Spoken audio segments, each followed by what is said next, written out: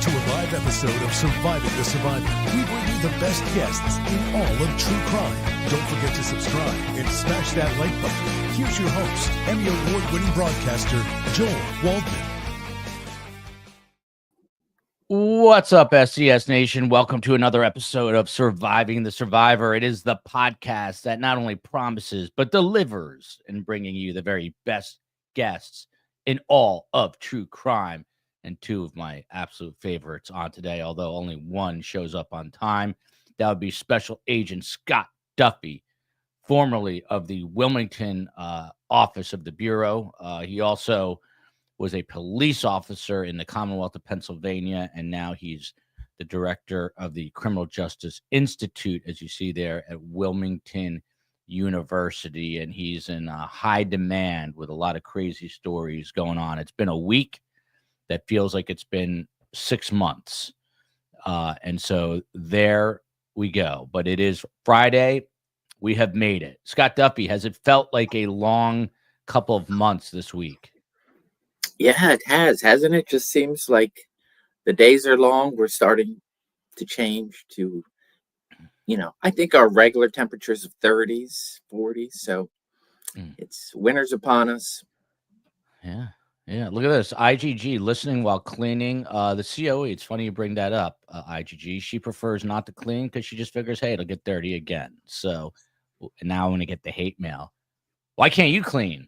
This isn't the 1950s. I clean. I keep things neat and organized. But then the one-woman wrecking machine comes in. Let me go to the bottom here because I'm already going to be getting yelled at. Scott, please. So Scott now has a new thing. He has a new background every week. What is this, Scott Duffey? I love it. It's a story every week. Yeah, this is not live, but this is Dubai. This is outside. I believe it's their training center. I don't think it's also their headquarters, but at beautiful UAE. I'll move so you can see my young mug as I drove that beautiful Jeep. Yeah. I had it for a day. That's the color of my green Bronco, by the way. So that's what I thought it was. I hope my Bronco wasn't in Dubai before it was in Miami. New Hampshire's in the house. The only person not in the house is Phil Waters. Curious to hear what this week will be. We don't know. All I know is I can depend on SGS for the current events. Yeah.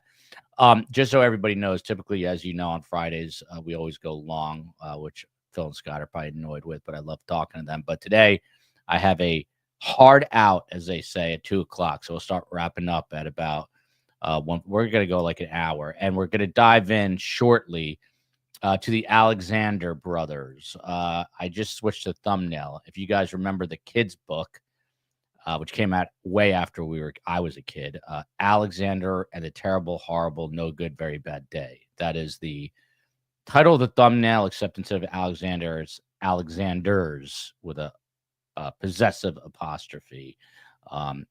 Horrible, terrible, no good, very bad day.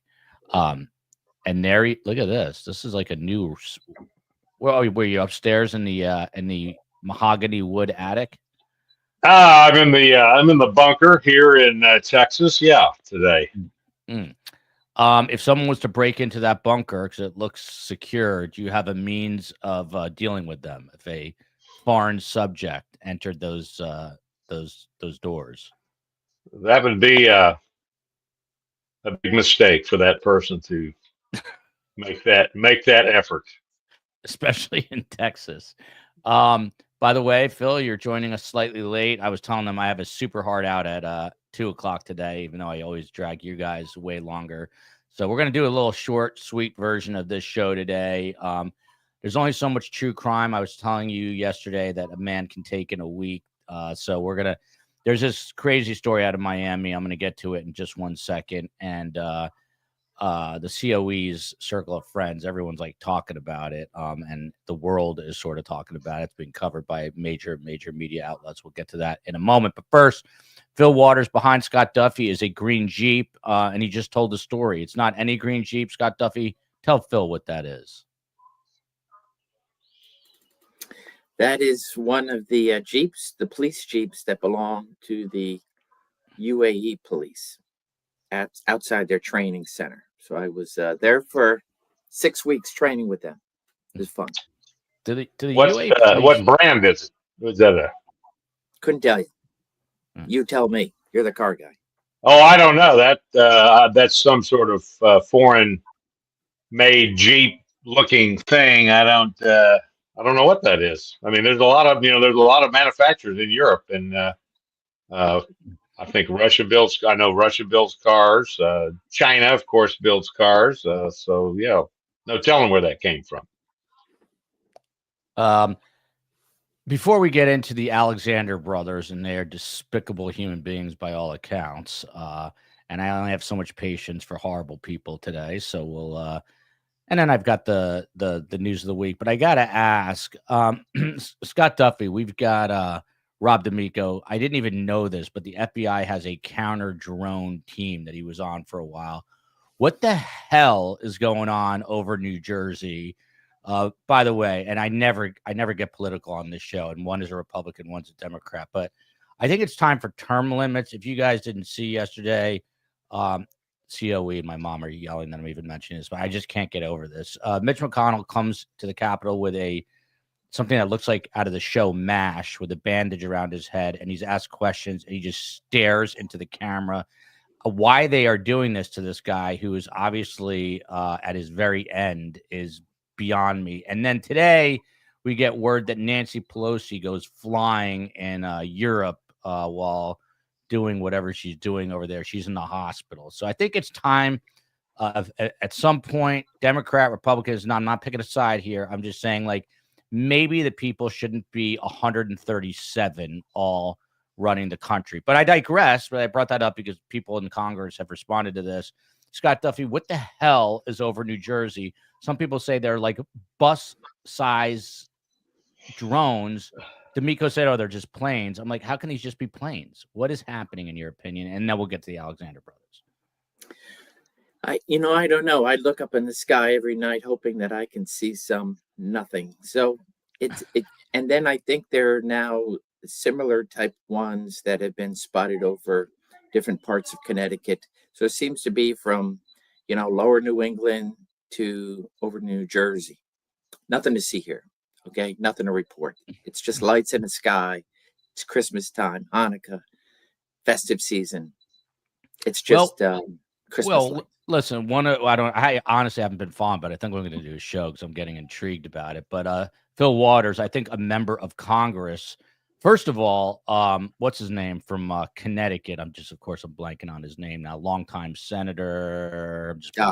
Blumenthal. That's it. I knew. Yeah, the guy that was a Marine officer that claimed to have fought in Vietnam and told a lie. Yeah, that guy. Yeah. He said we need to start shooting these things out of the sky. Another guy said I would agree with him. Yeah, and there's another guy that said, by the way, these are floating not far from soon-to-be President Trump's Jersey home in Bedminster. I mean, it's basically going over that. I'm getting yelled at. I knew I would for the politics. But someone in Congress said, look, hey, what's up, Emily D. Baker? Great to have you here.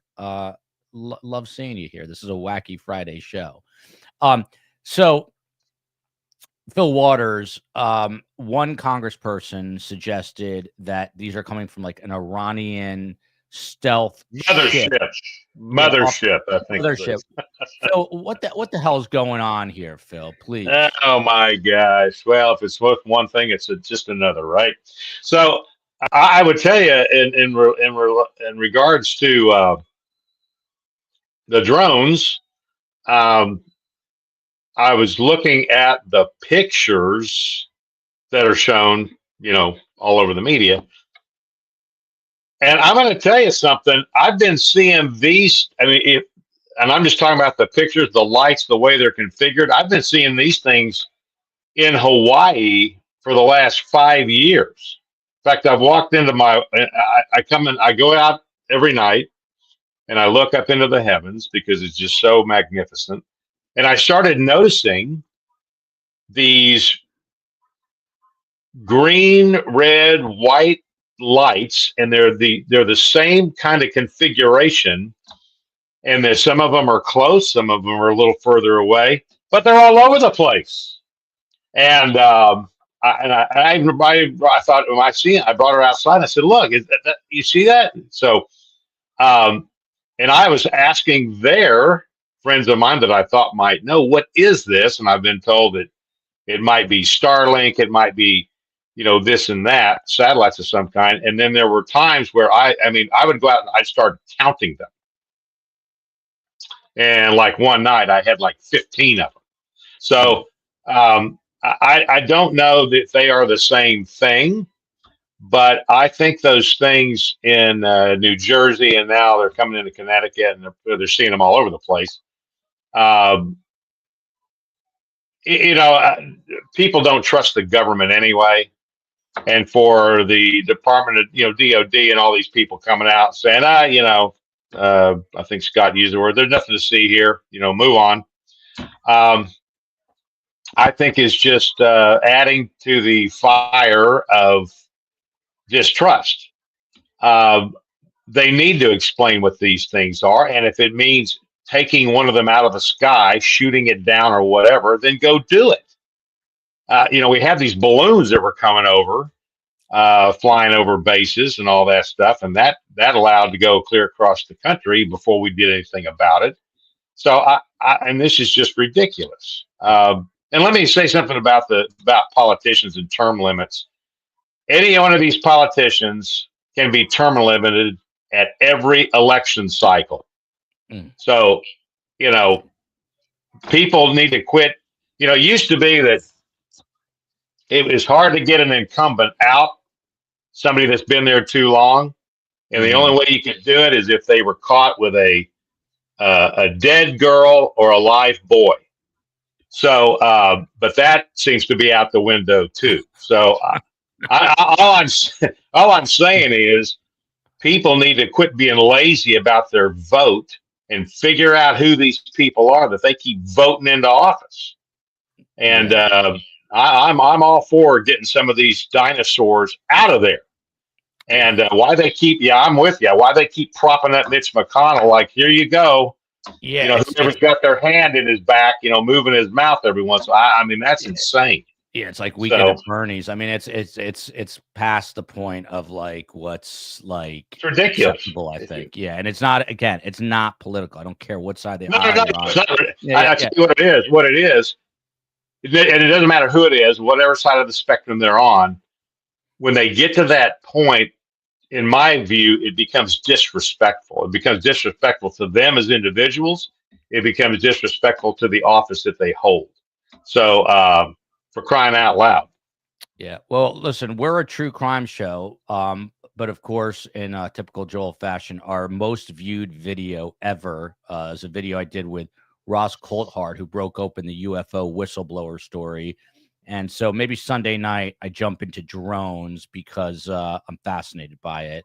And so we'll pick it up. But now we got to switch over to these guys. These are the Alexander brothers. I saw someone saying, get to the story. So these are this is Tal and either Orrin or Alone. Orrin and Alone are twins. So for those of you who do not know, we're going to go through this. COE, this is their very modest home in Miami. One of their modest homes. You see off to the right is the full shot of the house. So these guys are they're four brothers. One is estranged, interestingly enough.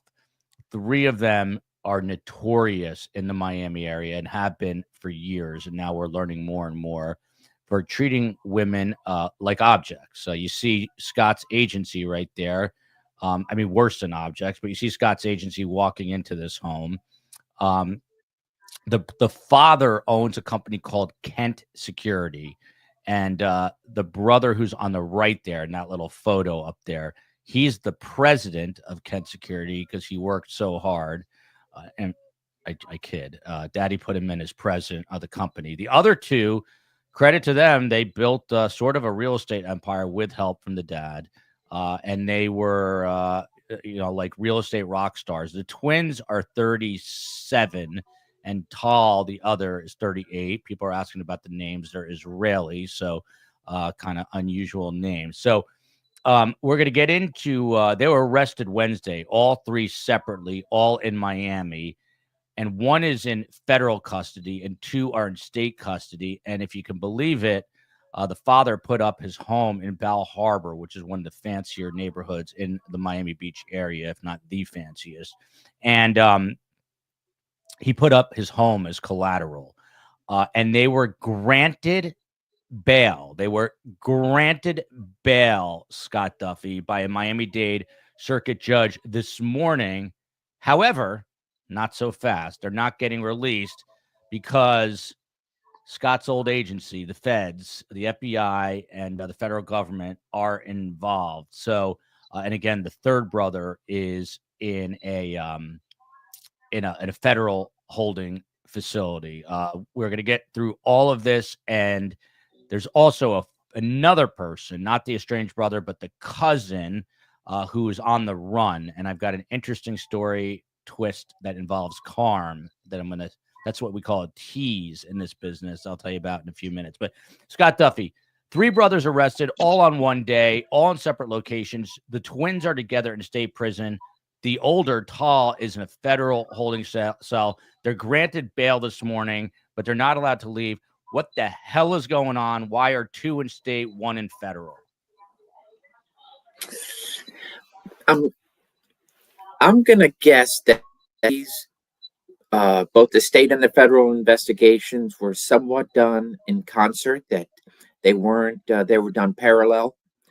So it's possible that the feds and the state are talking to each other, and perhaps the feds have a little less with regards to getting the arrest in a timely manner.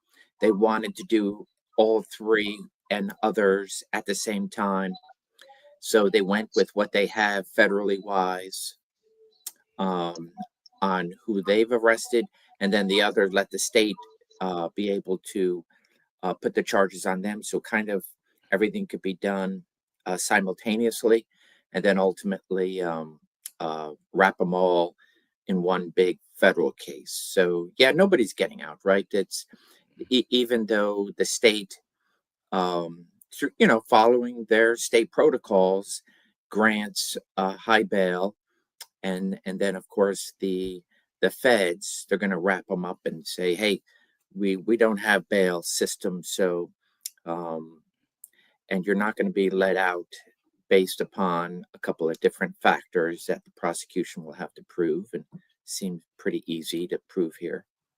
And I know the COE is working to get up because we have pictures from today of the twins, and we're hearing from friends that the twins used to trick women all along from high school on up, saying one was the other while the other was the one, if you get what I'm saying. So to Phil Waters, there's a lot to unpack here, and I'm not going to spend a crazy amount of time on this because I want to just have a somewhat healthy Friday. And these guys are literally in competition. If this was the Olympics with Diddy here, they would be tied for the gold medal. Diddy might be a touch wackier, I don't know, but very much along the same line. So eventually you'll see Orrin is in a red jumpsuit today. They're both in court. They are, as I said, which is it boggles the mind of some.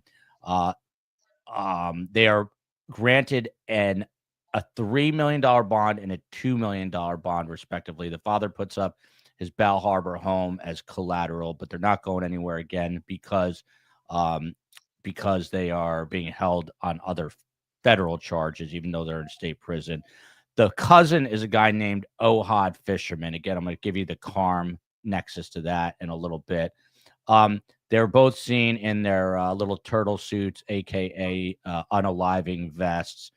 They have stay away orders, and you know what? I realize what's happening here. I don't think my new notes refresh. So let me go to my phone here in real time and tell you guys. So that's what happened. I don't think so. Basically, Phil Waters, while I am struggling to pull this up, the prosecutor here,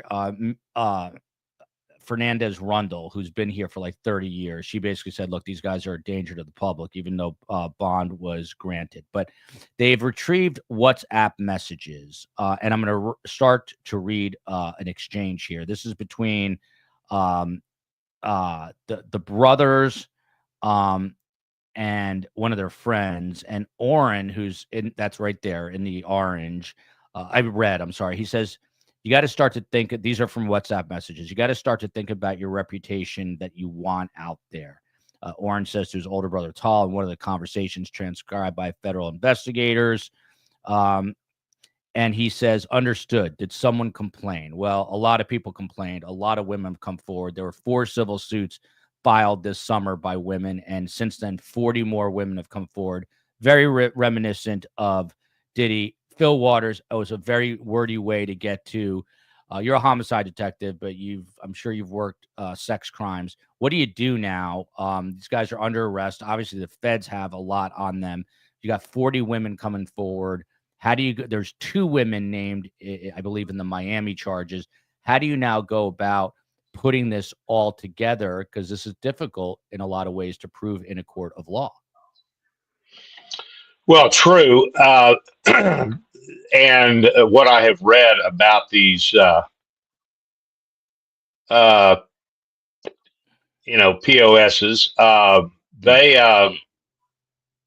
this kind of behavior was going on back in high school. Yeah. So this just seems to be something that they have continued on with as they've grown into to full-grown adults. And for that period of time, so we're talking 20 years, I think that they've gone back, and I think I read where the things that are being documented now went back 10 years. They have a multiple victims in this thing. And the federal aspect of it, at least what I read, I believe, is involving the human trafficking aspect. They're getting into some sex trafficking stuff. And I think that's where the feds kind of stepped in and filed some federal charges along those lines. I am astounded that these individuals are being given a bond and the opportunity of bailing out. Their flight risks, the fact that they're Israelis, that does present a problem. We had a case involving an Israeli that murdered a woman, knifed her to death, and then fled to Israel. And it took a lot of time to get him back. So there's something about that going to Israel, if you're Israeli, that it really throws up a lot of barriers. So I'm surprised just that factor alone. And if only half of what these guys are accused of doing is true, it is despicable. It is, and I'll use the word here, in this particular context, it's evil what these guys were doing to these women. And 100%. So I don't, and I'm a little. So you brought up Flip Diddy or Pip Diddy or whatever his name is, and they will not give him. They will not set a bail amount for him, a bond for him, which I think is interesting. And he's done very much similar. Very similar. And of course, now we're getting people. Now we're getting men that are coming out and saying that he was doing it to them. But be that as it may, you still have, in the context of the allegations, these guys are at least as bad as Pip Flippy. So I'm a little surprised at giving these guys a way to flee. I mean, that's the way I look at this. They're eligible for no bonds. So I find that a little odd. So we don't know what's going on in the backstory behind the scenes there with the judge and all that stuff. But I don't know. Maybe they sold the judge one of his houses. Who knows? You don't know. Here, by the way, judges know a lot of people. Mindy Glazer is like kind of the fame. She does all the first appearances, and she knows everybody that she is speaking to, including Donna Adelson. She handled that. These are first appearances. Vesper Martini is here in Miami. She's all over this. The cousin, his name is Ohad Fisherman. He is set to surrender to Miami-Dade authorities. When, we don't know. Here's the kicker with Carm. You want the Carm connection? The brothers are filthy rich. The cousin is not. The cousin rents a place where Carm lives. Carm's watching the news last night. Carm calls me. That's how small Miami is. She's like, Joel, I know that person. Who is this other person? I said, that's the cousin. That's Ohad. She's like, Joel, I talk to him all the time. I said, Mom, be so thankful you're 85 and not 35, because it might be a whole different story we're having. So she couldn't believe it. She got a little too close to home. I had a few moments of panic. Look at, here he is. He's a doll. Love this guy. I wish I knew your real name. Happy holidays, Joel. To you and your lucky wife and family. The difference between those four losers and me, look at this, second generation extreme wealth. Look at this. I love this. Is that my dad made me sweat. I would wager theirs did not. Yes, I bet you're right. But kudos, man. I hope you're living La Vida Loca, whatever it is. A good life is what I'm trying to say. Loca is crazy. Anyway, Ned Smith here. Got to hear from the attorney in Houston. Busby is going to have a busy few years. You could say that again. So I'm going to read some stuff, and it is disturbing. So there's a trigger warning. Everyone put their earmuffs on. These are from messages that the federal indictment has now, it's been unsealed. And these are messages between the brothers. Not all messages. Some are comments, just to give you an idea who these people are. Oren, and again, I get them all. I think Oren is in the red, but it's tough to tell the twins apart. So Oren is in the red. He bragged it's called Crop, K-R-O-P is the name of the school here in Miami Beach. He bragged in the Crop yearbook that, quote unquote, riding my first choo-choo train, a sexual reference, was his most memorable moment from high school. The Alexander brothers, with other men, and also this cousin, friend of Carm's, they, according to the federal indictment, Scott Duffey, planned, quote unquote, imports of women at one point to a vacation rental in the resort town of Tulum, Mexico. In October 2016, they discussed splitting costs and which drugs, including the drug G, identified as the date rape GHB, to give the women in a Lions, I don't know what that means, in Tulum. The WhatsApp captures some of the conversation. So the COE was going to make graphics, but I let her slide today. So I'm going to read this to you. Male 1 says, some of the language here is not language that might be language Carm uses, but never me. So male 1 says, gonna start collecting for the pot to fly bitches down. Alone says, there should be a fee per bang and after bang. Male 1 says, starting to collect Venmo for girls' flights. Orange says, oh yeah, what's the lineup? Need to pick winners. Male 1 says, LOL, it's going to be hard to get girls up to your standard. Orange says, just warn them your boys are hungry. Tall says, after I presume looking at photos, girls look fresh. That's one exchange right there.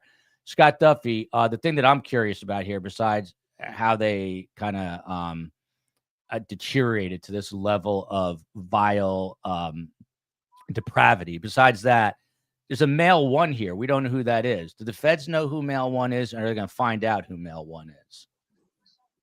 Yeah, they know who male 1 is. You would identify them through an affidavit, through male 1, CW1, CI1, and then those names will be released later and so forth. I would imagine that they already have names attached, the idea of who was sending the text, from what phone, etc. Phil, this is a great question, and I sort of I don't know, my sick, sadistic self hopes the answer is yes. Phil, will inmates treat these two the same way they've treated women? There's no way these guys are going down. I mean, the evidence is going to be overwhelming. They have a right to a trial, obviously, and fair legal representation. They have a lawyer here in Miami. I was told it was a woman, but it's actually a male attorney. There are more of these WhatsApp chats, but Phil Waters, you've known to put people away into prison.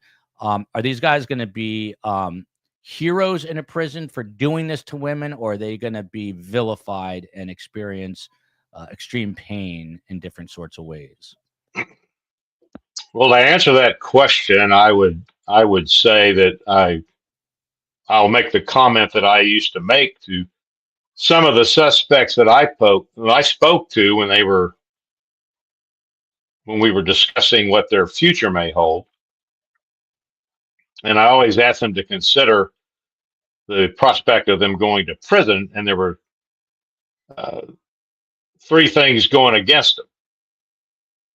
They're young, they're pretty, and they're weak.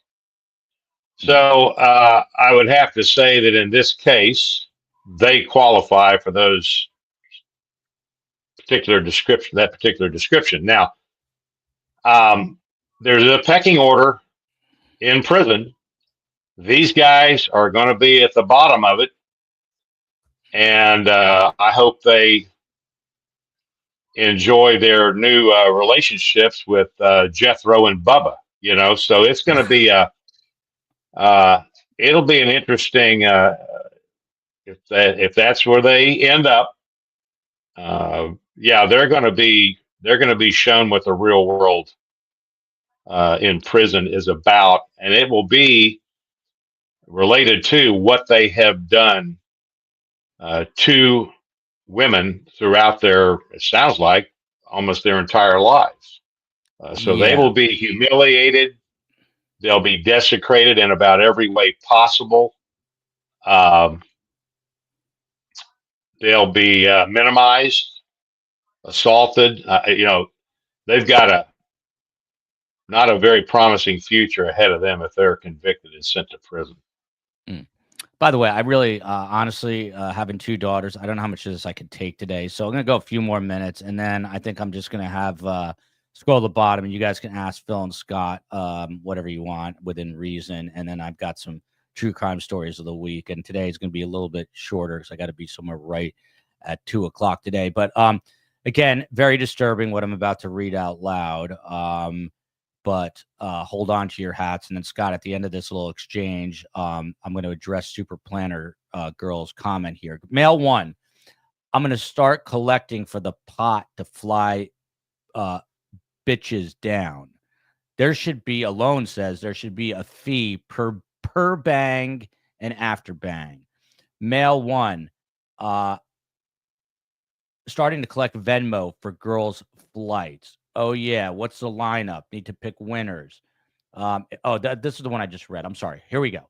Here's a new one. This starts with Alone, the brother. I think we should all bring chicks and not rely on a promoter since we have never met the girls. We need fun girls with good attitude. I'm sure we all met many recently this summer. They're talking about the trip to Tulum in Mexico. And then Mail 2 says, now there's a Mail 2 and a Mail 1. I know you know some winners, says Mail 2. Mail 1 says, I don't want anyone being upset if they don't run a 10-man train. Mail 1, I just need to handle drugs. Tall says, yes. Mail 1 says, I don't want ecstasy around too much. Mail 1, coke, shrooms, and G, which is a date rape drug. Mail 1, X makes the girls want to chase the effing party. He uses the word. Tall says, photographers, drugs. So it sounds like they're in the Diddy vein of taking pictures. Mail 1 assures it's all getting worked on. Scott Duffey, again, this behavior goes back to high school, apparently. There's not a person here that has anything good to say about them. It's the exact opposite, that they're, pardon my French, complete scumbags, always have been, and always were allowed to get away with things. Daddy would bail them out, although it looks like the end of the line is at their feet right now. But like the Diddy case, why were these two, and then the third who we're not looking at, and then the cousin, and then Mail 1 and Mail 2, how were these entitled POSs, as Phil said, how were they able to do this for so long? What is the psychology behind that? Like, how? Why? Oh, you must want Dr. Burgess on. Is that? Yeah, I do. So I have a couple of thoughts on this. And Super Planner Girl, spot on. Those are the same questions that I have whenever something similar would come across my desk and be like, this is fugitives do well when they hide in plain sight. Um, and they mingle amongst and sometimes those are the best places to hide. And so here they're free with their texts, they're free with their WhatsApp conversations. Thank God for that, because law enforcement is grabbing that and saying no need to confess, we got it, and so forth. I would say first and foremost, even though human trafficking, human sex trafficking, etc., not only the sex trafficking, the labor trafficking and whatnot, really has spun up in the last, I would say more, but especially in the last decade. And they are tough cases to prosecute because first and foremost, you need your victims to be witnesses. And so we have um like the P. Diddy case where you have old footage of just this violent behavior towards women. And then it doesn't necessarily mean, well, that then means this. But with everything put together, um, is it possible that these victims, who are ultimately your witnesses, were not coming forth for a variety of reasons? It seems like extortion, fear, retribution, etc. And so, and then going overseas, that's a whole nother dynamic with out of country victims who may have been paid off to keep their mouth quiet or so forth. So I feel like it's a combination of um, the right person wasn't um, scratch that. I mean, the investigation, nobody seemed to have them in their crosshairs, and thereby looking to quietly and go get one witness and two witnesses, etc., and then start getting the trove of evidence digitally, getting all their footprints and whatnot. And of course, power and fame, that has a lot to do with pushing off investigations by making uh, evidence or witnesses um, stay away from law enforcement. I see it as a combination of things, um, but yet very very troubling, right? That Yeah. we're all supposed to be against human trafficking, human sex trafficking, and yet this is done at major arenas and stadiums and sports events, and it all seems to be done right under our noses. So so kudos to at least law enforcement pushing the right buttons and getting these men off the streets. And Scott, just a quick response to this one, but since the feds have this indictment, does this mean they've got the goods on them? They wouldn't indict without it.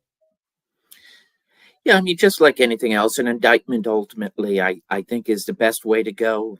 It allows law enforcement to quietly gather evidence, not only, for example, going and getting all these WhatsApp conversations and texts and doing all their background to connect the dots, but then bringing in. So what I like about these grand juries is you get to bring in these victim witnesses. I'll just call them victim witnesses. That's exactly what they are. They need to get their story out. They need to be corroborated, and then the grand jury is very friendly to them. It's not a jury of their that is going to decide the fate of the individual.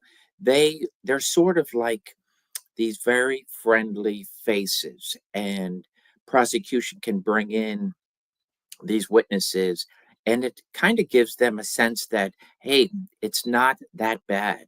um, and so it's like almost like a dress rehearsal for a trial, which is very intimidating to a victim witness. So what I like about it, they get to do it on their own time, bring everybody in one by one in a secret manner, and then allow the evidence to build, and then the grand jury can make a decision, yay or nay, and then allow the feds and the state, when the state uses a grand jury, to on their terms to go and grab these individuals. Yeah, COE, I don't know if you can pull this up, but Phil Waters, to you, at the hearing yesterday where they were initially, it was their first appearance, they were denied bail. So yesterday, this guy in the red, I believe, I get him confused again. There's Alone, A-L-O-N, and Oren, O-R-E-N, but I think it was Oren in the red. He gets up and says, "Judge, I need to be out of here. My wife is due any day." These guys, I think, are married to supermodels. She's pregnant. She is due any day. I mean, that just takes it to a whole other level. This guy's a sick, you know what? I mean, he's destroyed his wife's life.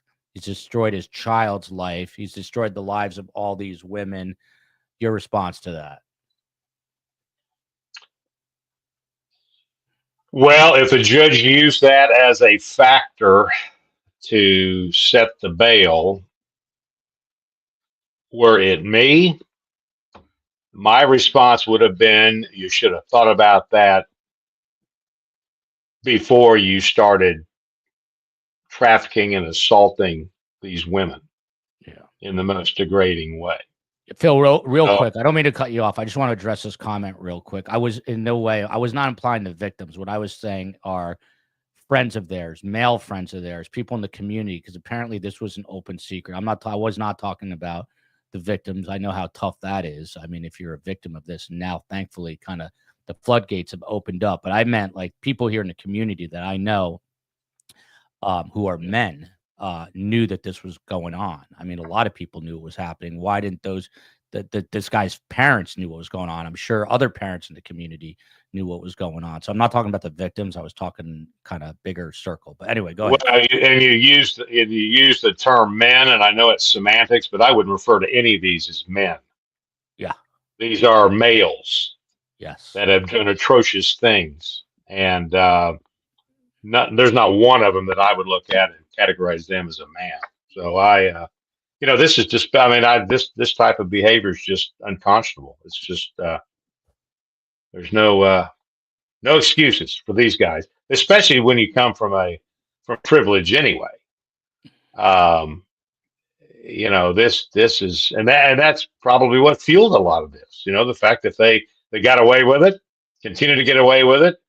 And people that knew about it don't have the backbone or the cojones to step up and say, wait a minute, what these guys are doing is wrong. So, I've got 2 daughters. I've got granddaughters. I tell you what, if what they were doing to other women had happened to one of my children and grandchildren, they wouldn't have to worry about getting a bail set. Them is Texas words right there. Them. Well, I'm just saying that I don't doubt you, Phil Waters. Yeah. Hey, listen, I feel the same way. If these guys did this, and I hope he's not having a daughter. We don't know. At least I don't know what the gender is of the baby, but that whole world is already turned upside down. The kid has not been born yet. I am going to go home. I know it. To both Carm and the COE, screaming, yelling, why do you do this show? I think these shows are important to do. It's Friday. COE, don't come at me. I have had a very long week. I just think these stories are important. They're difficult to talk about, but if you don't talk about them, then nobody knows what is happening. And so that's it. Selfishly. Oh, thank you, Shanta. I thought you were talking to me, which is fine because a lot of people may have thought, and I'm glad that we clarified that. Scott Duffey, just a couple more minutes on this because I really can't take it today. Why is one of these dudes apparently alone in a turtle suit, Scott, aka the unaliving suit? The other guy appears to just be in a red jumpsuit. Would you have the inside track on this? Yeah, I mean, I don't have a hard answer. Like the questions I would have, are they coming from the same facility, or are they coming from 2 different facilities? So 2 different facility protocols being different. That's the only thing I can think of.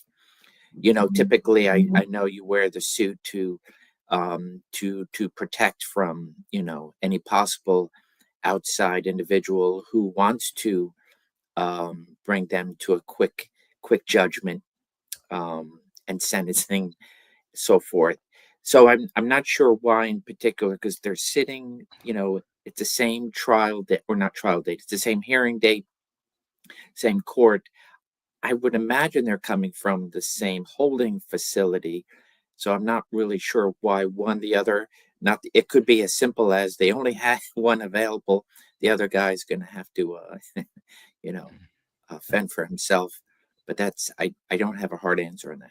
Yeah. Phil, a couple questions for you from like a detective / investigator standpoint. Oren is in the red. AC is letting us know, and AC has been all over this.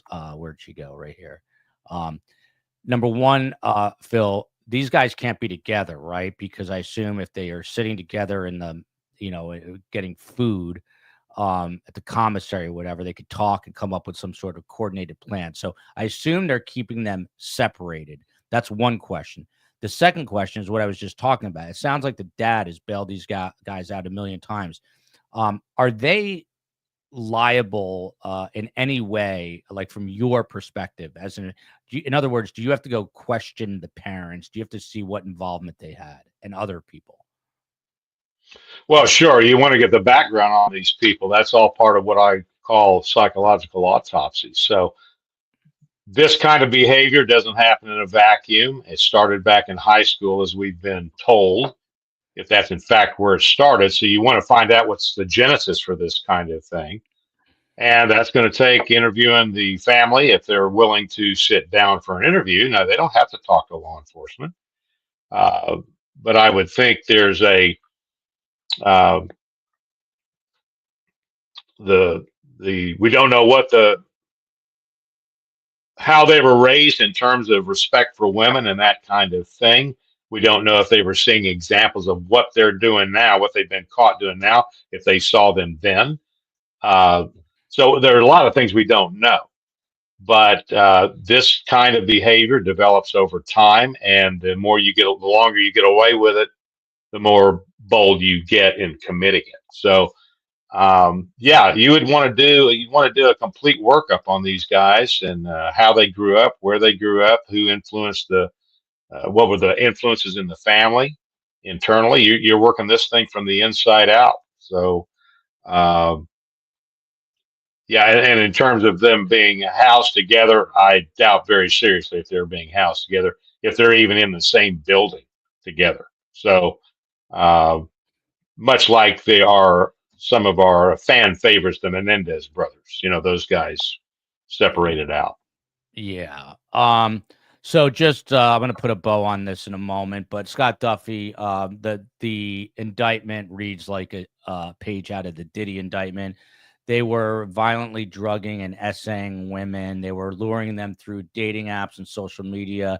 They were hosting group events where they invited other men to our women, the word I can't use on YouTube. They were serial essay predators, according to this. Again, the interesting thing to me, Scott Duffey, in all this is we know that these are POSs, but it says right here, by the way, these brothers would do this, at least in the Miami case. It was very clear that they would have their way with a woman beyond their choice, and then they would swap, and the brothers would watch each other do this. So this is just a whole other level of this. But Scott Duffey, they hosted group events where other men were invited to these women. So now this seems really tough from your position as an FBI investigator. How do you get these other guys? Someone told me yesterday, I think Rob D'Amico said it, you got to get these guys first and then kind of work your way backwards. Do you agree with that? If you don't have any other way, sure. It's always good to start on the bottom and work your way up. In the drug world, you work with the drug users. You're not looking to put the drug users in and nobody else. You're looking to simply flip them and keep going up ultimately to get to the manufacturers, to the makers, to the, etc. Here the same way. If they are in fact the top of the spear, and they are directing everybody else, it would be nice, and the feds have the resources to be able to identify these individuals. And it will come through, if not through. So, for example, let's just say it's at a hotel, and then let law enforcement go in and pull all the receipts of those that had stayed, right, and kind of identify people that way, through all the digital media contact. If everybody is communicating, if I have an invite and I'm invited and I go and I give an RSVP, all that leaves a digital footprint, and my belief is law enforcement is uncovering those in order to identify these men, and they're going to have a choice. And it will be, I imagine this is being set up sort of like a RICO case. You can all do the exact same time, for the smallest involvement, to the top, to the leader. So these, I'm not going to say they're lower level if they're all participating in the act of what we've been discussing against these victims. Then they will pay the price, but they may have, hey, come forward now, plead guilty to this, and testify. So it will be interesting to see how others are identified and brought into this. Yeah. Well, I wish these guys nothing but the worst. Phil Waters, a final question about this, and I heard that they're smiling today. These guys think that they can get away with everything, obviously. And living here now, having grown up in the blue-collar state of New Jersey, and now being in the material world of Miami, where Ferraris and Lamborghinis, no offense to Phil, reign supreme. These guys were probably incredibly entitled, and now they're going to be incredibly entitled to a long time in prison, possibly life. And this guy in the red has now ruined his wife's life and his soon-to-be baby. I mean, imagine coming into this world and your father is a predator who's now locked away. I agree with Julie Frew. Absolutely no victim shaming here at STS. It is not allowed. But Phil, one question that I got to wonder about: these guys, they had access to private jets. These guys could be sitting in Israel or Thailand or Vietnam, like Donna Adelson wanted to get to. Why do they stick around? And now they're probably never going to get out. Why do why do the predators? Yeah, why do the bad guys still look? These guys are kind of smiling in court. These guys look like they're twisted, if I could say that. But yeah, why don't they hop on our private jets and take off, get out of Dodge? Well, because I'm sure Daddy, who's put up his big property there as the bail for this thing, is telling them, you better not, because he's the one that will forfeit that collateral. So, and if it's, I would imagine that they're going to put these guys on ankle monitors. They're going to take their passports away. They're going to do all those things that the system can do to presumably prevent them from leaving the country. And in regards to these other actors that may be involved in this thing, other suspects, I will tell you that I would imagine that the agents and the detectives that are involved in this are approaching these lower level participants, and they're asking them a question: do you want to be a suspect or do you want to be a witness? And they may be. I've done the same thing in homicide investigations, murder investigations. There may be more to glean from people who participated in this as a witness to get the big fish than it is to try them.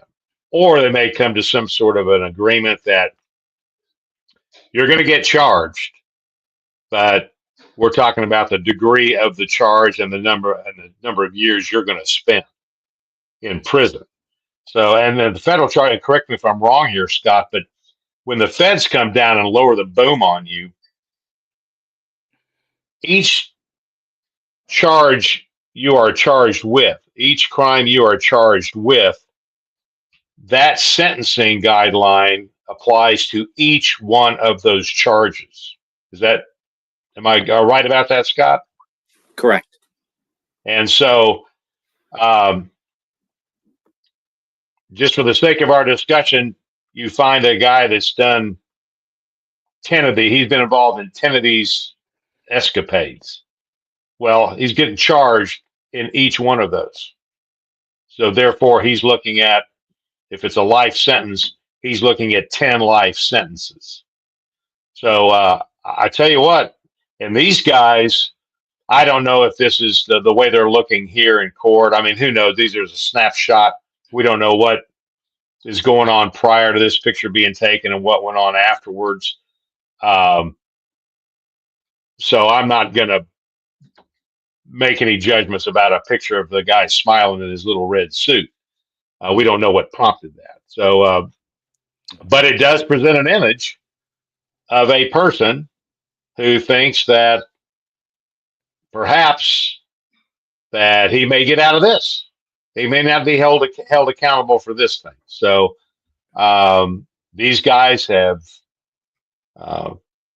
been running loose for at least a decade, maybe longer, and now they're going to be called to task to be held accountable for what they've alleged to have done, and their future is not a bright one.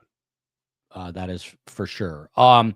I lied. One more question, but Mo Roma here. Will the feds charge him in Florida or New York like Diddy? This is an interesting comment, which is probably there's truth to it. This is so awesome. The Florida courts have enabled perpetrators like this for 20 years. It's not a coincidence. This is happening in Miami. Human trafficking is a Florida business. I don't know. You know, that's a little bit conspiratorial, but maybe Florida needs to work on things. But Scott Duffey. So and COE, if you know, let me know. From what it's unbelievable that they got bail. That's the comment that I was going to get to. Scott, I don't know if I mean, this is obviously pretty technical, but it looks like one is a $2 million bond. The other is a $3 million bond. I don't know which, because they look identical.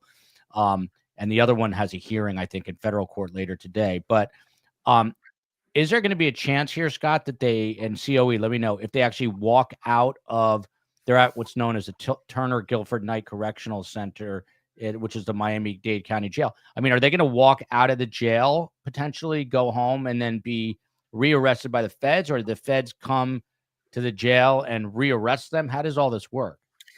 Yeah, so from what I've read, and correct me if I'm wrong as we're all trying to figure this out, my thought was the New York district, so the New York jurisdiction, the feds in New York have lodged a detainer. And so thereby, whatever it is they're doing in Florida on the state charges, the judge knowing that, hey, they're not getting out because there's a detainer for them. So unless I'm wrong, my belief was the state is going to grant them bond, and then they'll post that bond on the state side, and then the detainer will serve as, but you're not allowed out the door. So then they'll be transported to a federal courthouse to answer to the charges in Florida with what's happening in New York. So Florida is just like it was a state charge, one state versus another. You have the right to fight an identity and a detention hearing and not leave Florida to go to New York. So my belief was New York will be lodged as a detainer, thereby nobody will be walking out into freedom unless I'm wrong about the New York charge. Oh, Vesper's all over this. She says they're not walking out. The U.S. Marshals are turning them over to New York City. That's a COE. What do you have? Scott is absolutely right. I just read up. They were granted house arrest, but they are in Miami custody until next week. then they'll be sent over, exactly what Scott just said, to federal custody. And at that point, it's back to New York. And yesterday, New York denied them the bail. So I don't get it. So are they going home till next week? No, they're in Okay. custody in Florida. Okay.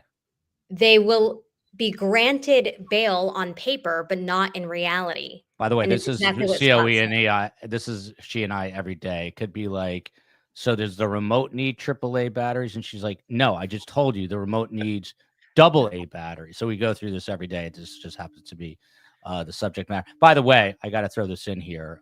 Thank you so much, Reese's mom. The Kindle, you guys know I've written a book about my mom that will change your life, not my life. $1.99, $1.99 for the next 3 weeks, $1.99 for the next 3 weeks. Just trying to get the word out. I had a fight with my publisher. No more private jets. Moving on to other news, and we've got 15 minutes on the clock.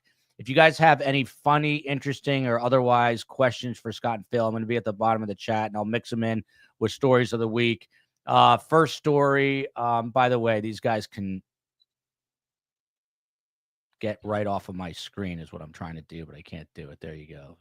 Oh, that's the wrong one. There you go.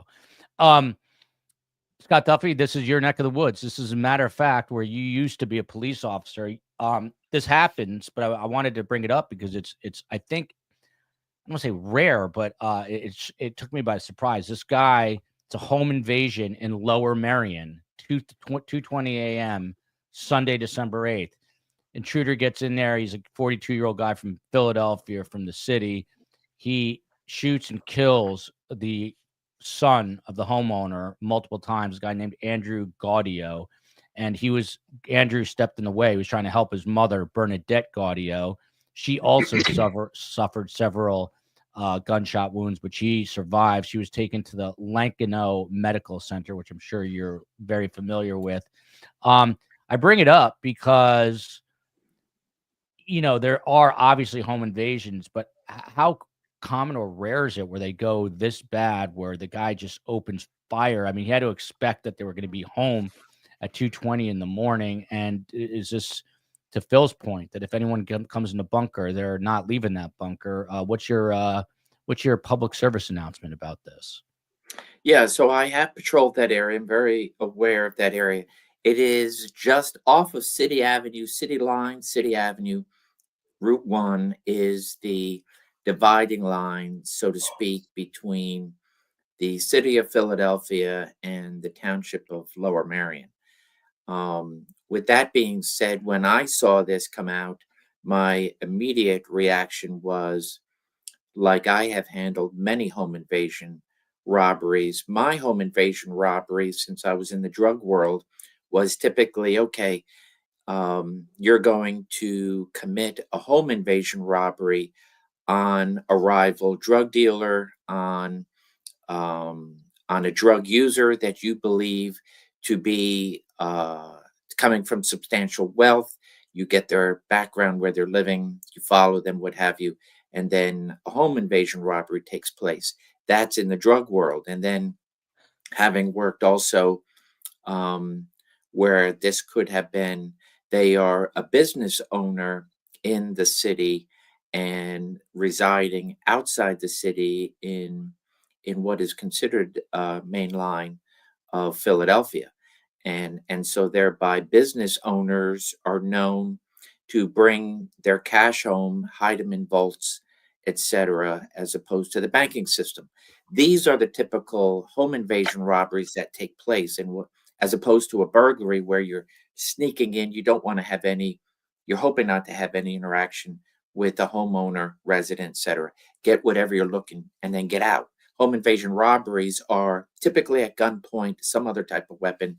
They're going in there to hog tie, get what they need, and then get out. Still not necessarily just shooting victims indiscriminately. So this is a little bit of a surprise to me. I don't know the background. I don't know if the background has been released. For example, did these individuals, it was at least two, target the wrong residence, and so thereby enter into a residence, come across whatever, met with resistance, and then just started shooting indiscriminately?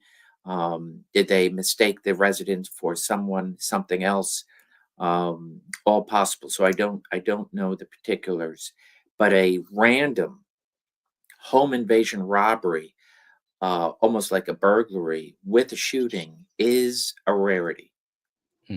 Yeah, it is rare. Scott, I'm going to ask you a very personal question. You can tell me to buzz off, but when you go to bed at night and you've got kids and you've got your wife, is there a firearm accessible nearby in case someone is to walk up your stairs at 2:20 a.m.? Or would you have to go through like a lockbox procedure? I'm not so sure I'm going to Answer disclose that on air. that. Would you agree with me, Phil? let That, somebody. Someone needs to find out. If I had now, if I had, that's need to know information, and Joel, you don't need to know. I'll take that as don't break into. I wouldn't break into either of these guys' house. Now, if you break into my house, I'm coming at you with like a wiffle ball bat. That's all I got. Even though I'm in Florida, I need to learn how to shoot. This next story is a Houston story. I picked one from the Commonwealth where Scott is, and one from Houston.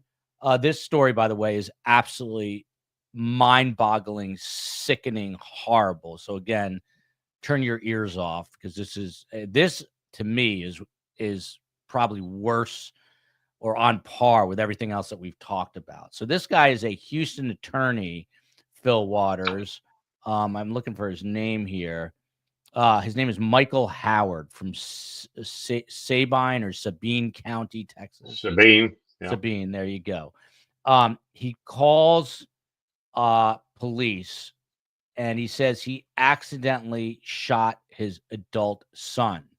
And then it gets weirder. He says that he took him to his property and he cremated him. He burned him because that's what he would have wanted. And the son, you come to find out, has Down syndrome, and is a special needs child. And he told police it was all one big accident. And he said, look, my son is high functioning, but he did have Down syndrome. This guy need to be permanently rehabilitated for doing this to his son. Well, I would not make a statement based on just what you've said.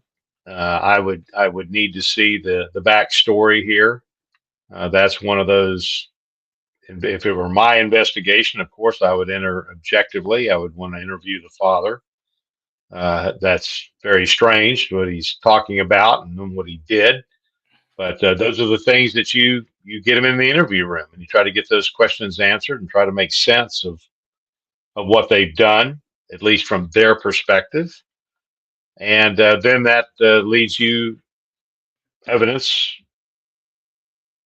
leading me where I need to be. Then, and it's always a journey for the truth. So you want to understand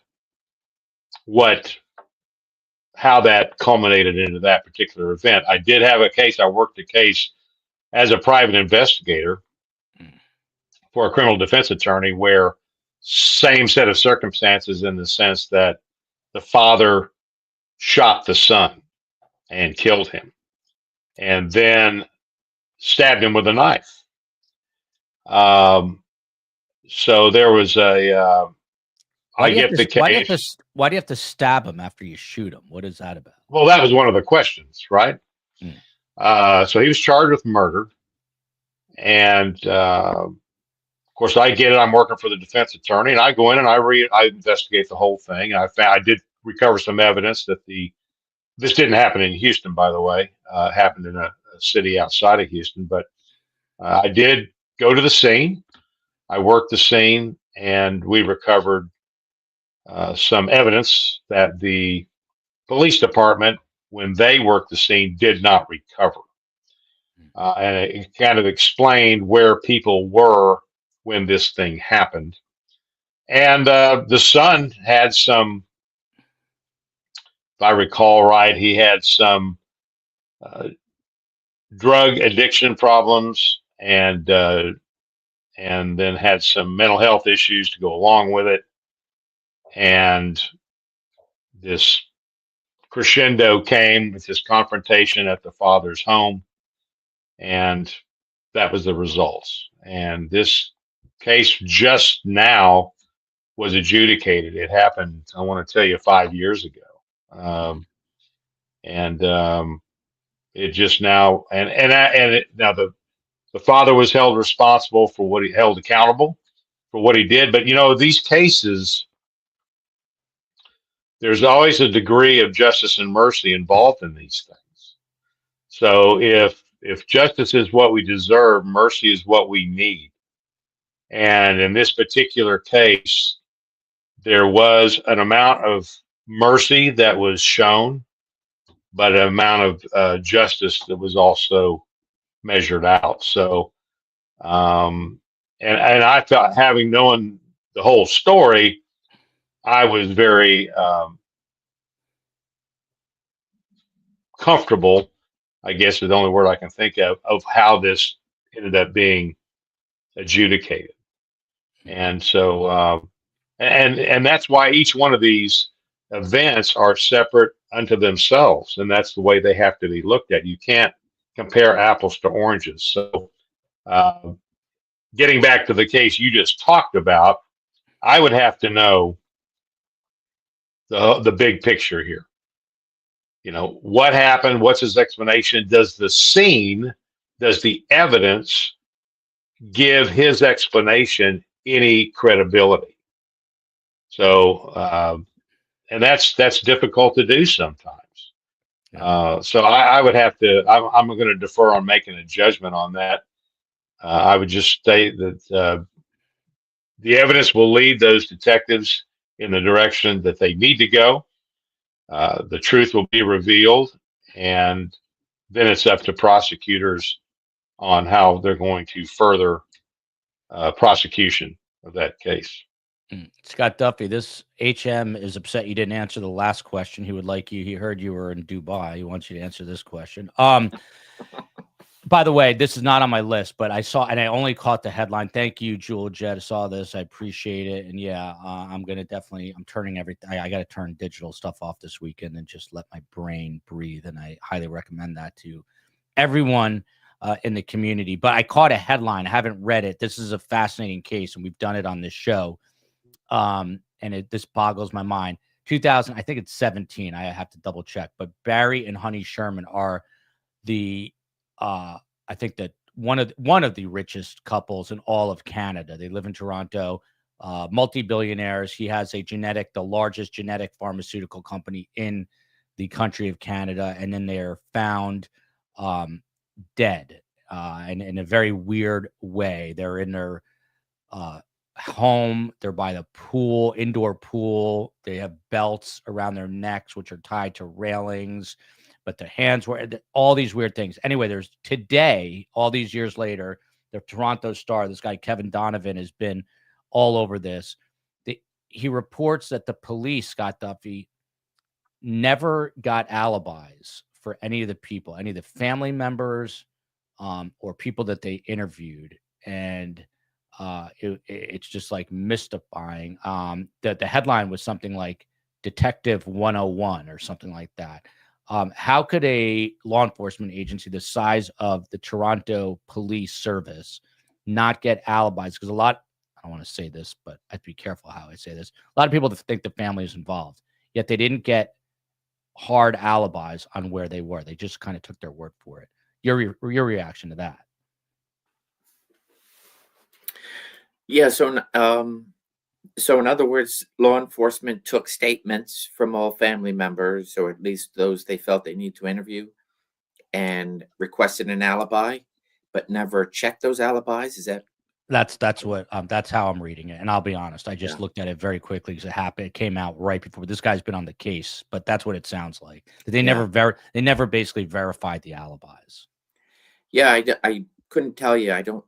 So, for example, what is the relationship of any of the people that they interviewed to law enforcement, to the political entities in Toronto, so be it, where maybe, yeah, they're suspects until they're not suspects, and the job of law enforcement is to to investigate to the end, and keep open mind. Where's the evidence taken them, and quickly get out of that small circle, and be able to, if possible, and then go hunt down a killer or killers. So yeah, it boggles my mind that a simple checking of alibis has not been done. And I think there are, throughout history we've seen these. You can throw out the John Benet Ramsey case. It seems like there are simple missteps for a variety of reasons. That that doesn't mean that the case could have been resolved and solved, but at least be able to bring that trust that law enforcement did everything imaginable they could have, and then are waiting for whatever it may be, future science, DNA, etc. As opposed to, I hate hearing, well, if law enforcement did this in the beginning, we would have had a different outcome. So it's a combination of things, and ultimately, if it comes down to human error on the side of law enforcement, it's a shame, it's sad, but I would hope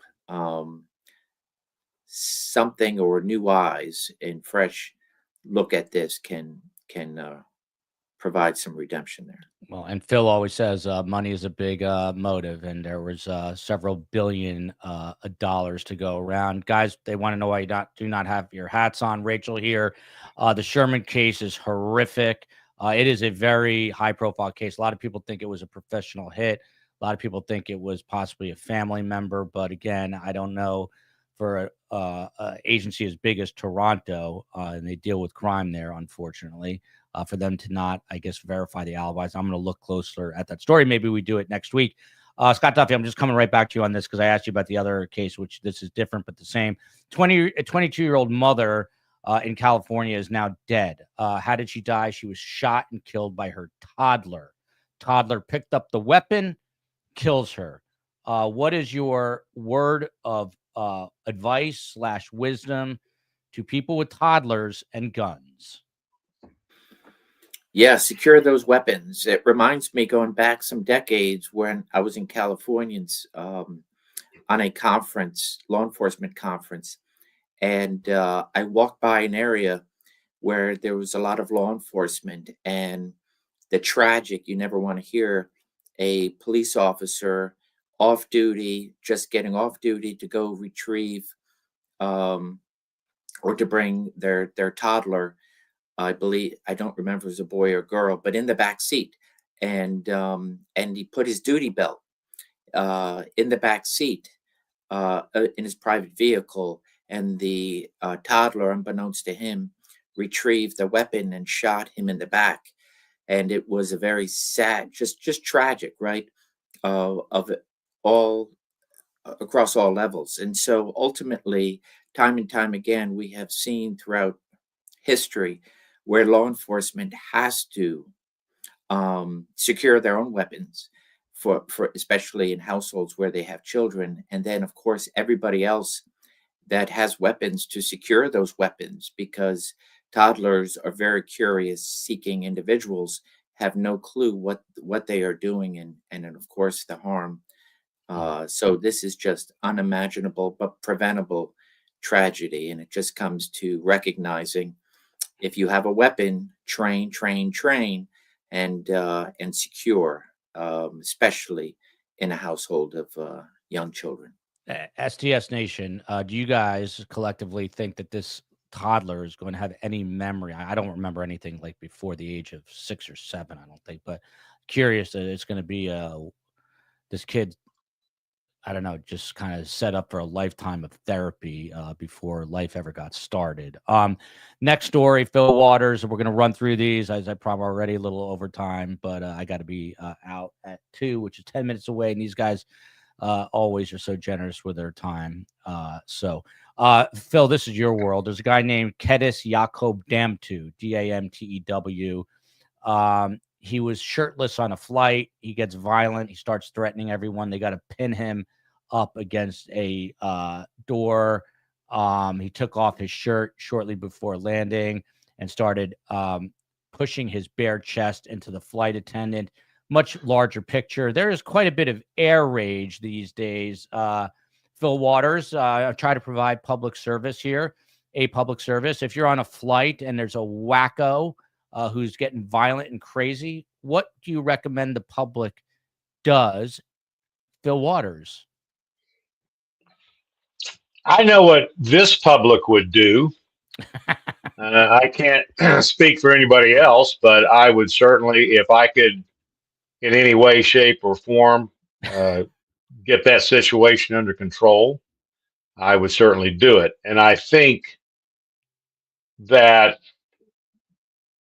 I've seen some of these videos on the plane, and people tend to kind of let it run its course, and it's kind of left up. Now, I know it's the attendants are the ones that are responsible for that, and they've been trained and how to handle those situations, so forth and so on.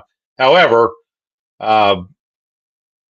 if I saw something like that and I was in proximity of it and could get to it, I would certainly do what I could do to get it under control. But I this particular story, my only curiosity is when did the shirt come off? Was it before he got on the plane or after he got on the plane? After.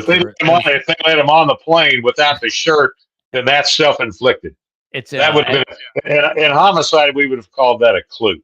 Yeah, it's the very end of the flight. Scott Duffey, one-word answer. Would you have taken the matter into your own hands if you could have on that flight?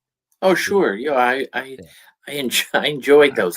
And we, when I was on the job, we were mandated, as were the in-flight security, but we were told, don't get involved in every public nuisance, drunken, unless the staff couldn't handle it. So we were secondary, just because we automatically had our weapons on. So you didn't want to get into a fight that could go awry. But I would love to be. I would love to take a flight with Phil and Scott and then pay someone to just go crazy and see what happens. Ned Smith, who's pushing for the calendar. Second question is, did he look good without a shirt? Of course, Ned. This one, it begs the question once I tell you the story, if it's happened to either of you two guys. Falls River Police, that's Massachusetts.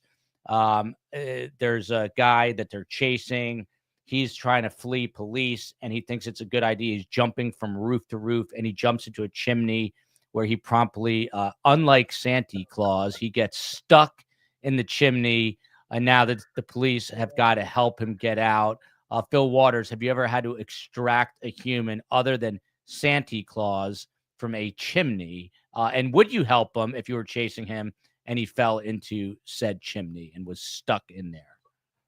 Well, no, not from a chimney. And we read many times where these people get in there and they die. And then they're only found a couple of days later because as they start to decompose, everybody's trying to figure out where the smell's coming from. However, the closest I've had to this was a young man that we were looking for. He had committed a murder, and we knew where he was, and we got a warrant for him, and we went to his house, and his mother was insisting that he was not present. And then we asked if we could come inside.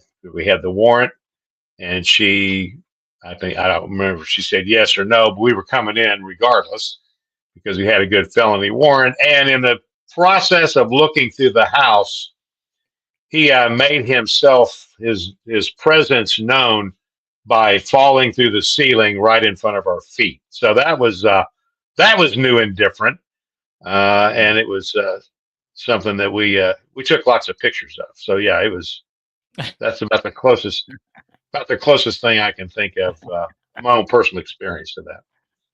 Duffy, anything close? Have you ever had to extract someone from an orifice of sorts? Oh man, that's now that's a different question. I guess maybe that's like assisting in a birth. That might be strong. Not a chimney. I did have one fugitive who made it to the roof. of a house. We were able to get we were able to get there, and then was stuck. So, it's like, okay, now how do I get down? And so we had our local fire department come and assist, while we're yelling, hey, if you're going to give us a problem as we're getting up there, because there's nothing worse than telegraphing your every step as you go up the ladder. But no, that individual was very compliant. And so be it. And similar to Phil's, I did have an individual, a fugitive, who fell through a ceiling from hiding up in an attic. We were able to hold on to his feet while the others went up and ensured that he wasn't holding anything that could harm us. So, it was helpful for him coming through the ceiling. By the way, can't imagine Scott yelling. Me neither. Soothing Scott. I just pulled up the Webster, or this is actually the Oxford definition of orifice. It is an opening as of a pipe or tube, or one in the body, such as a nostril, or they have another. Well, I think everybody went right to the body connection rather than the tube. Yeah. Look at this. The Alexander Brothers have a wiki page. Okay. Going to fly through the rest and we're going to say goodbye. This guy, I should not say this publicly. I'm amongst friends here. Sort of a hero in a weird way of mine. Michael Lee Murray, although what he did is horrible, but I kind of can respect it. He was asking to return his, I sent this to Phil, by the way. He was asking to return his Mazda, I believe it was, in Utah. Had mechanical problems. He just wanted to return. Look at this. Phil looking very nice today. I agree. Oh, thank you, Elaine. Thank you. Yeah, just don't tell the wife.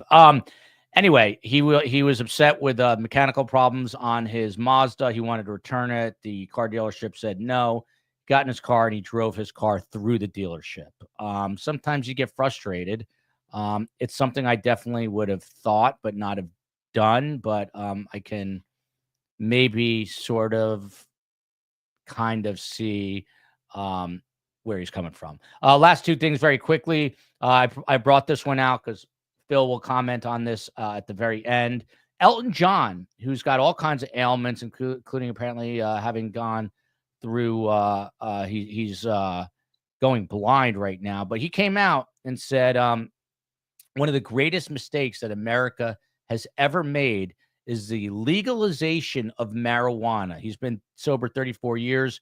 He says it's a gateway drug, and it has really helped ruin the country, which I thought was fascinating. He was a serious drug addict at one time. Last but not least, this was also of great importance to me because we see them every day.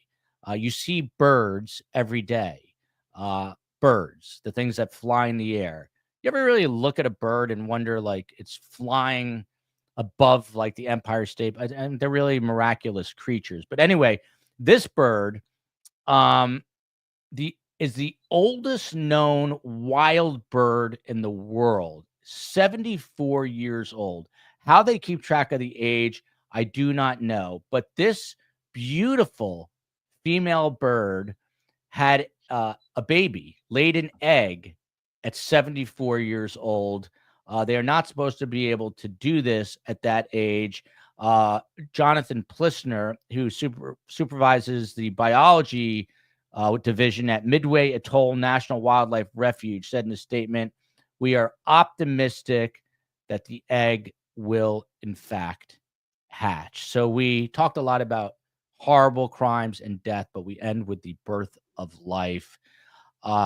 Final thoughts, Scott Duffey, and then we'll round it out with America's most respected detective, the patriarch of the show, Scott Duffey. It's remarkable. A 74-year-old bird giving birth to a baby. You have to think there's a higher power at play to allow such a beautiful act of nature play out. Your thoughts on this and as we head into the weekend. And COE, you got to get on that call, COE, and I'll meet you there in a minute. Beautiful story, miracle of life. So hopefully everything. What's the bird called? What kind of bird? I just put it away. I'm going to look. Well, tell us your sound. Either way. Yeah. I'll Monday is my mom's birthday, so happy birthday, Mom. Happy birthday, Mrs. Duffey. I already asked you a question you got mad at, so I'm not going to ask how old she's going to be. But she's up there, but she's. And what are you going to do for the birthday? I'm curious. Flowers, a phone call, and you know, Is she well close wishes. enough to go visit? She's in Connecticut. Oh, not really. Okay. Okay. It's a long-winged seabird named Wisdom. It's a Oh, nice. Laysan albatross, Laysan albatross. It's a nice name. Nice. Mm. And with that being said, also as sad as it is, it's also celebration of life. On Monday, be heading to a funeral of one of my FTOs, field training officers, who in the detective unit. When I went up to the detective unit for a little bit in Lower Merion Township, well-respected detective Lyman Hatton. Good job on Earth. Wow. That's beautiful and sad at the same time. By the way, Ned Smith points out a true fact. A bird can drop poop on anybody that they choose. Carm, I think other people say this, but at least from her European descent, she says it is great, not just good, but great luck if a bird drops its excrement on your head, shoulder, anywhere on your person from the sky. She says it is good luck. So don't look at it as a bad thing. Look at it as a positive thing. This is why Carmela is a true survivor. Look at this, Black Phil. Look at this. Phil looks better every week. Tell the wife, I'm sure she's behind his health and longevity. What happened to the heart out? I'm late. COE, you got to get on that call. I'm gonna meet you there in a second. Phil Waters, I got an angry, hateful text, not hateful, but Phil said, because we were doing this big story about Luigi Mangione, Phil said, how come Duffey's on and I'm not? This was not on a Friday.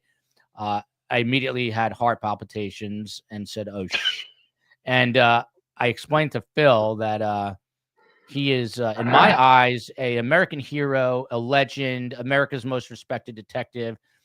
He already bugs me that I take enough time out of his day on a Friday. So I said I would never want to overstep my bounds. Of course, I would have asked you had I known. So now I'll ask him more often, but that was the reason. And then Phil did come on and gave us expert analysis. Phil, your final thoughts on this beautiful Friday. Well, that's not exactly how that conversation went, but nonetheless, I digress. Yeah, so happy birthday to your mom, Scott, right? And Yes. we'll keep you in our prayers at your celebration of life with your FTO. Those guys are important in our lives in law enforcement. Those guys at whatever function they were in. I remember my patrol guys. I remember my detectives, the people that mentored me there, and yeah, they're important people that passed on the knowledge they had to us, and then we end up finding ourselves where they were. Right, we end up being them. Now next week, my wife and I, on the 18th, we will be celebrating our 42nd wedding anniversary. Wow, congrats. That's wild. So 40, that wait, statement that was just 4-2 or 4-7? 4-2, 42nd. Okay. Very nice. Very nice. So that statement that I think was that widower. She's exactly right. So we do celebrate really good health. We've been very blessed in that area, and I can't imagine spending my life with another woman. Look at this. So they don't call her Saint Sandra for nothing. So let me qualify that. But yeah, we'll be celebrating it, and we're blessed with 3 beautiful children and 9 beautiful grandchildren. So it's been a great life that we've been blessed with, and so we appreciate them. I appreciate them. I appreciate you guys. I appreciate STS Nation and the relationships that we've established here, where we can get together on Fridays and chat like we're family. So even the haters, who I still love and I still pray for. And speaking of haters, the COE pulled this up because she's a sadist herself. Thank you, Andrew. For a professional talkie, sure. Can't. I probably do say the word but Andrew, late on a Friday after a long week, what I'd like to say to you rhymes with something that I don't want to say, but I'll just say thank you for being here, Andrew. I appreciate it. I'll work on the and if I had a baseball bat, I might swing it at your head right now, but I still love you, man. Come back, enjoy the show. I'll make sure to say a few extra for you. Love everybody. It's been a crazy week. Ned Smith says it best. Suck it, Andrew, but I still love you. And look at this. Bye, Andrew. Love you, America. Love you, the Commonwealth of Pennsylvania, the great city of Houston, the great state of Texas. Happy birthday to Mrs. Duffey. Happy anniversary to the Waters, and many more to come for everybody. And everybody have a great weekend. Bye.